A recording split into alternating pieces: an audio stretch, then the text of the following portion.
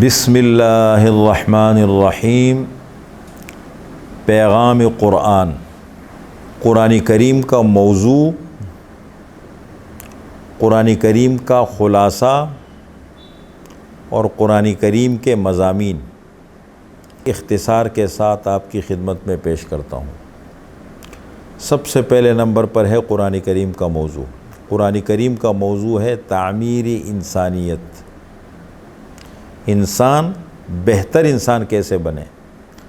اگر ہم ابتدا سے لے کر آخر تک پورے قرآن کریم کے مضامین پر غور اور فکر کریں اور آخر میں اس کا خلاصہ اور نچوڑ نکالیں تو یہی نکلتا ہے یہ اللہ کا کلام ہے، اللہ کا پیغام ہے، اللہ نے انسانوں کی ہدایت کے لیے اس کو بھیجا ہے، اور مقصد یہ ہے خود شناسی، خدا شناسی، اپنے آپ کو پہچانیں اور اپنے اللہ کو پہچانیں۔ دوسرے نمبر پر ہے قرآن کریم کا خلاصہ۔ قرآن کریم کا خلاصہ دو باتیں ہیں، نمبر ایک ایمان اور نمبر دو عمل صالح۔ اس لیے کہ عمل کی قبولیت کے لیے ایمان شرط ہے، جب تک ایمان نہ ہو کوئی بھی عمل اللہ کے ہاں قابل قبول نہیں ہے۔ اب ایمان لاؤ، پھر اس کے بعد جو بھی اچھے کام ہے دنیا میں وہ کرتے رہو۔ یہ ہے قرآن کریم کا خلاصہ۔ نمبر تین، قرآن کریم کے مضامین۔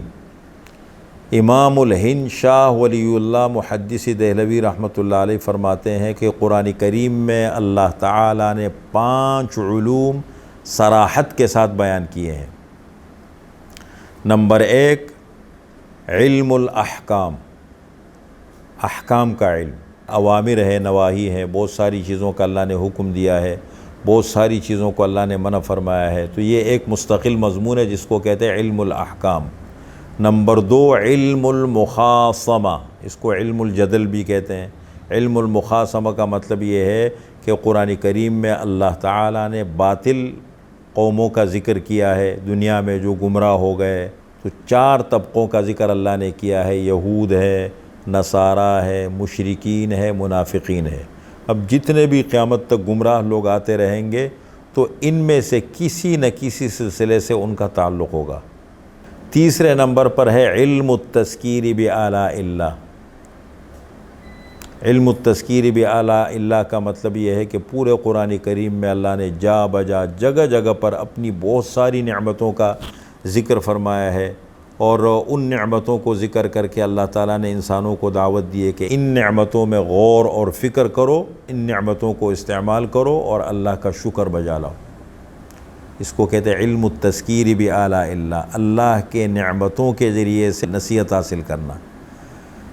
نمبر 4، علم التذکیر بایام اللہ، اللہ کے دنوں کے ذریعے سے نصیحت حاصل کرنا۔ اللہ کے دنوں سے مراد یہ ہے کہ دنیا کی تاریخ کو ہم دیکھتے ہیں کہ قوموں پر اللہ کا عذاب پڑا، اللہ کی نعمتیں ملی، تو جن دنوں میں قوموں کو اللہ کی نعمتیں ملی یا اللہ کا عذاب پڑا کسی کے اوپر، تو ان دنوں کو یاد کرنا کہ ان نعمتوں کے اسباب کیا تھے، کیا کام انہوں نے کیے جن کی وجہ سے اللہ نے ان کو یہ نعمتیں عطا فرمائی، یا کیا وجوہات تھی کہ جن کی بنیاد پر ان قوموں پر اللہ کا عذاب پڑا۔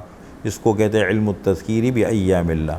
5ویں نمبر پر ہے علم التذکیر بالموت وما بعد الموت، موت اور موت کے بعد کی زندگی کے ذریعے سے نصیحت حاصل کرنا۔ اللہ تعالیٰ نے قرآن کریم نے موت کا ذکر کیا ہے، موت کے بعد کی زندگی کا ذکر کیا ہے، پھر مرنے کے بعد دوبارہ اٹھنے کا ذکر کیا ہے، پھر میدان حشر کا ذکر کیا ہے، حساب کتاب کا ذکر کیا ہے، جزائے عمل ہے، پھر جنت ہے، پھر جہنم ہے۔